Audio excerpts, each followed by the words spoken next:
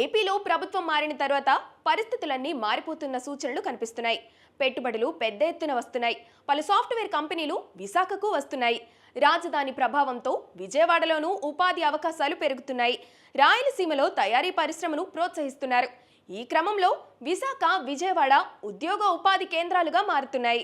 LinkedIn విడుదల చేసిన cities on the rice 2025 నివేదిక ప్రకారం విశాఖపట్నం, విజయవాడ భారతదేశంలోని అత్యంత వేగంగా అభివృద్ధి చెందుతున్న నాన్ మెట్రో ఉద్యోగ కేంద్రాలలో టాప్ 3లో ఉన్నాయి.